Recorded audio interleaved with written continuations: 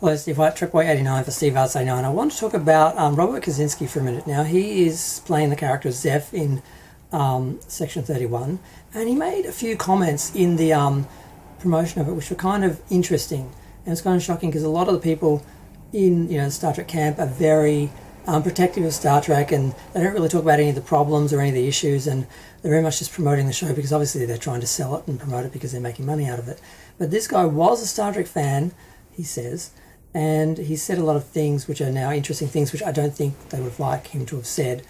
But my issue with him is he seems to be one of these Star Trek fans who actually doesn't like Star Trek. He is like a MAGA Star Trek fan, and that's kind of like a gay Republican. It doesn't really make any sense to have a conservative, liberal Star Trek fan, because it's like they just see right past all the things that make Star Trek great and just focus on the basic science fiction elements, and the idea of it being militarized being the future. It's almost like they view Star Trek as, all that work problematic stuff. Once we get past that and militarize, the future, it'll all be good, and we'll survive, and we'll make the future good again. We'll make Star Trek good again. Is sort of their way of viewing it. I think I never understood, because back in the day it was you're either a Star Wars fan, which was fantasy, a Star Trek fan, which was optimistic and futurist and utopian, or you were like a generic dystopian science fiction fan where it just was like all the problems of today were just moved in the future with bigger guns and bigger problems and just worse.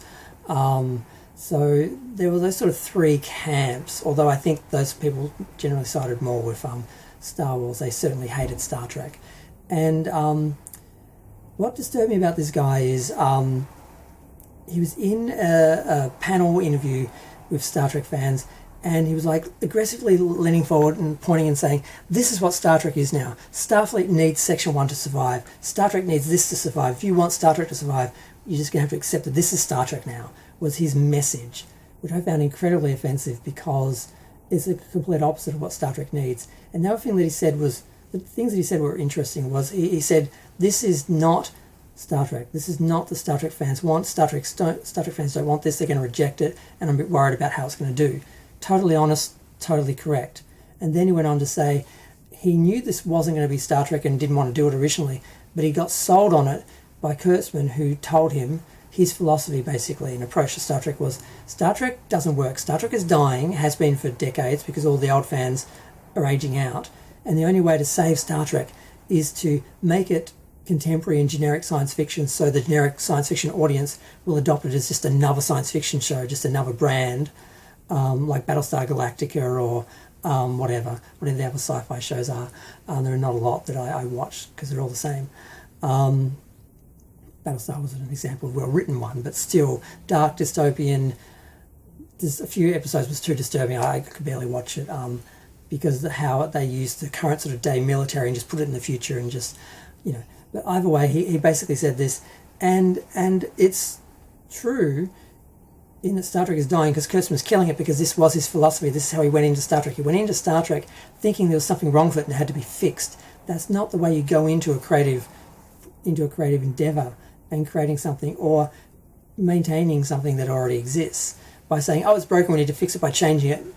And on one level, you can almost get it as a business thing because the Star Trek fan base was never huge, but it was aggressive. These people really believed in this universe and they wanted to buy all this merchandise and just, watch Star Trek again and again and again to immerse themselves in this future they want to believe in. And new Trek fans don't do that. They watch it like they watch other generic science fiction shows, and then they don't really buy merchandise, and it's not the same. So they didn't get the whole audience because, frankly, a lot of the generic science fiction audience still views Star Trek as woke and progressive, and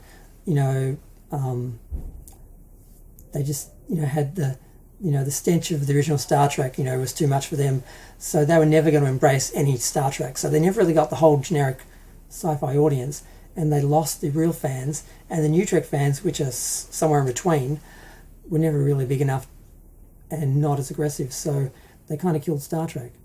And I'm glad he said it, and he basically threw KurtzMan under the bus, whether he meant to or not, because maybe he believes KurtzMan's philosophy, but he shared it. That Star Trek's broken, we have to change it and make it just like everything else. And that's this guy, I believe, his view of Star Trek is, it's generic science fiction, we just need to get rid of all that you know,